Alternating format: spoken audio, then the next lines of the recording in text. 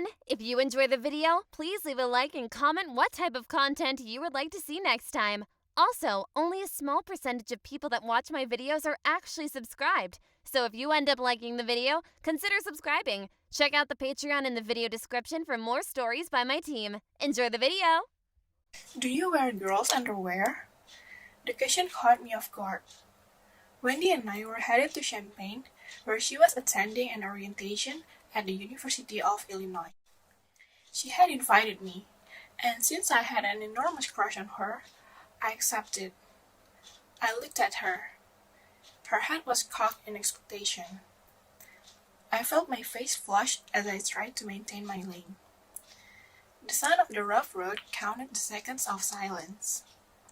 I was just wondering, that's all. More seconds passed. How do you know?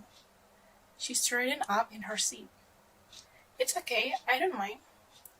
But how did you find out? Well, one day at work, I could kind of see the outline through your pants. And the day you helped Christy move, you crashed down to pick up a box and we could see your underwear. Oh my god. I leaned my head against the window and considered the follow-up. I wanted my cross-dressing to be secret. I wanted absolute control over who found out and when. So, which pair are you wearing today? I turned again to look at Wendy. A smile had spread across her face. Her brown eyes twinkled mischievously. I hesitated. This wasn't the reaction I was expecting. Polka dot. What colors are they? Pink and green. Are they bikinis? Yeah. Am I going to see them? I blushed. She giggled. I wasn't a case of never been kissed, but close. Being shy, I needed the context of work or school to approach a girl. Luckily, I worked with Wendy, and to my amazement, an easygoing rapport had developed between us.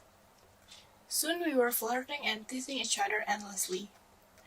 I was in heaven, but despite the obvious attraction, I still couldn't work up the nerve to ask her out. So, when I wasn't in heaven, I was in self-inflicted torment, which is why I was so relieved when she asked me out. Long car trips are a great opportunity to get to know someone, and Wendy and I certainly were. After the 2-hour drive through the prairies of central Illinois, we finally arrived in Champaign. Wendy's orientation didn't begin until 7:30 in the next morning, so we had a night to ourselves. But first, we had to get a room. Because she was 19 and I but 24, it might appear suspicious if both of us appeared at the registration desk.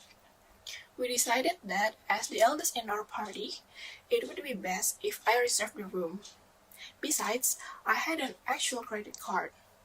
Despite the flirting and the frank conversation, the bed cushion loomed large as we approached the motel.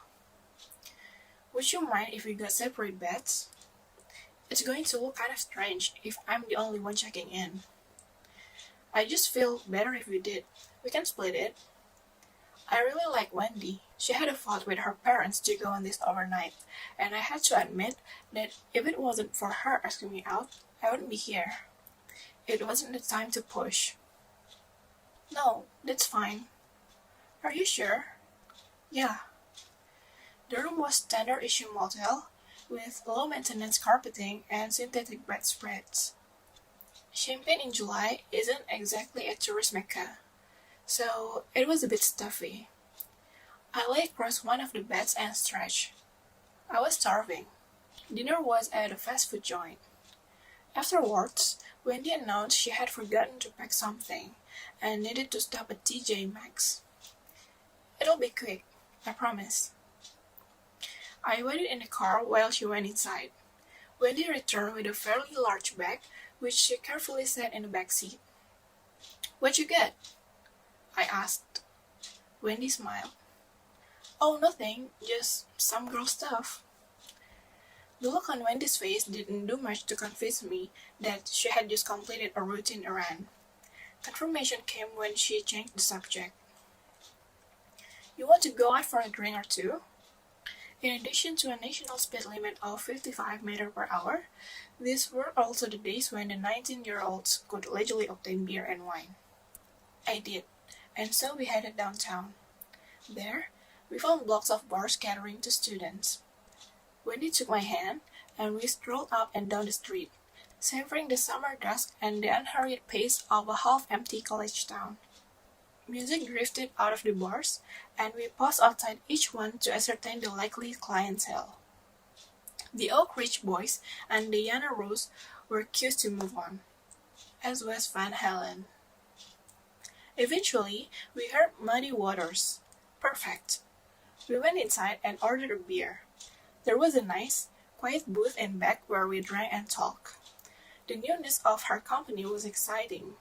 Conversation flowed effortlessly. I wanted to freeze the moment and keep it forever. When we left, the street was quiet, illuminated only by the soft glow of colorful neon. We took our time walking back to the car. "How do you feel?" asked Wendy. I looked at her. Her dark brown hair cascaded like water over her creamy skin of her shoulders, which were exposed by an airy sundress that hinted at supple, little form beneath. Her eyes searched my face for an answer. "Never better," I said. After returning to the motel, Wendy took a change of clothes and disappeared into the bathroom. I sat on the bed and puzzled out how best to kiss her. If I didn't, I was going to spontaneously combust. She emerged dressed in a t-shirt and running shorts. I smiled at her. "Come here," I said. Halfway across the room, she stopped and removed her shorts. She lifted up her t-shirts to better show her underwear. "You've seen mine. Now I want to see yours." This was followed by a laugh. This was my reckoning, my moment of truth. I stood up and reluctantly pulled off my t-shirt, then my shorts, and there I stood, naked save for a pair of polka-dotted panties. Wendy giggled. I loved them. She approached me and we shared a hot, lingering kiss. It was like putting a match to a gasoline. We fell into a passionate exchange of kisses and caresses. After kissing, we laid in a bed for a bit. When I began to feel a chill and reached for the covers, Wendy asked if I was cold. "A little," I said. "Don't you have anything to wear?" "No, I don't wear pajamas," I said.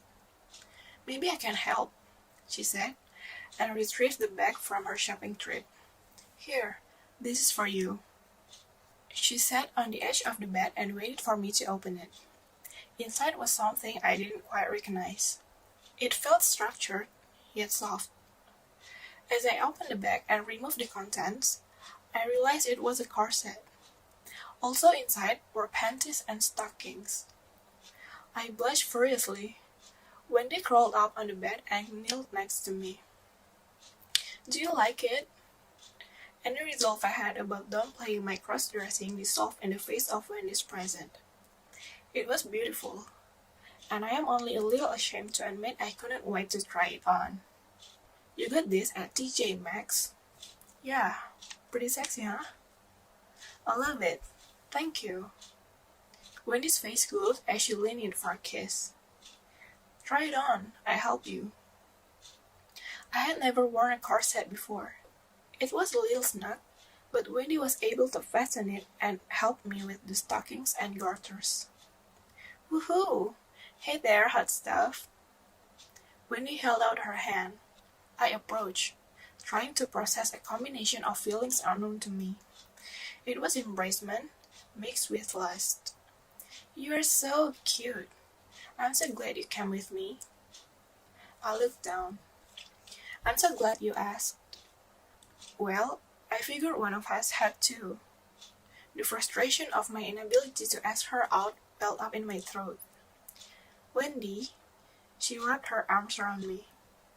"It's okay, it doesn't matter. We're here, right?" We lapsed into more smoldering kisses. Afterwards, we fell asleep, deeply content. The next morning, her orientation went off as scheduled. and Wendy and I enjoyed a leisurely trip back to Chicago. The flat, featureless land sat underneath a brilliant blue sky. It looked far more beautiful than it had on the trip down, which was probably because I was falling in love. Hey guys, I hope you enjoyed the story. Don't forget to leave a like and subscribe.